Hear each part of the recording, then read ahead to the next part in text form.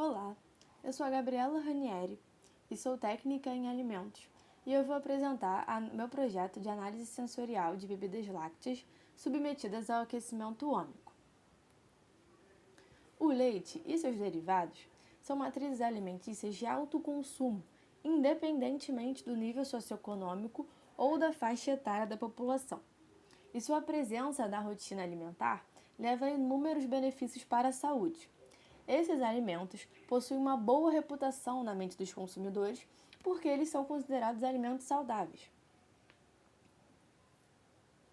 Os produtos lácteos são os iogurtes, os queijos, os sorvetes, a manteiga, os leites de consumo, leite de caixinha, as bebidas lácteas. E esse tipo de produto, ele precisa passar pelos processos de pasteurização ou de esterilização para a garantia da segurança microbiológica. Porém, esse tipo de processo causa a perda de alguns nutrientes desses alimentos, por causa da sua alta carga térmica. Então, a pasteurização e a esterilização são métodos convencionais. Entretanto, existem métodos alternativos que garantem também a segurança microbiológica e que não geram a perda de nutrientes do alimento. Esses métodos são as tecnologias emergentes. As tecnologias emergentes surgem com uma demanda do consumidor moderno em consumir alimentos processados mais similares aos frescos, porém com maior qualidade nutricional e sensorial, apesar de ser processado. E elas implicam em usar parâmetros equivalentes ao tratamento térmico, então elas utilizam a questão de temperatura e do tempo também para atingir esses objetivos, o objetivo da segurança microbiológica, da boa qualidade nutricional e, muito importante, a qualidade sensorial. As tecnologias emergentes, elas são de baixo impacto ambiental e são tecnologias não convencionais de conservação. Entre as tecnologias emergentes, existem as micro-ondas, o fluido supercrítico e o aquecimento ômico. A tecnologia emergente utilizada nesse projeto foi o aquecimento ômico, que consiste na passagem de corrente elétrica no próprio alimento, promovendo seu aquecimento. O aquecimento ômico também é conhecido como aquecimento Joule, e esse tipo de aquecimento não gera perda de nutrientes do alimento. O objetivo desse trabalho é avaliar a análise sensorial de bebidas lácteas achocolatadas com fibras submetidas ao aquecimento ômico. Então, bebidas lácteas são bebidas que possuem leite e soro, e as fibras utilizadas no trabalho foram a inulina, que são fibras prebióticas que servem de nutrientes para as boas bactérias do nosso organismo. Então, elas equilibram nossa microbiota intestinal, elas melhoram a imunidade, diminuem as infecções, entre outros fatores.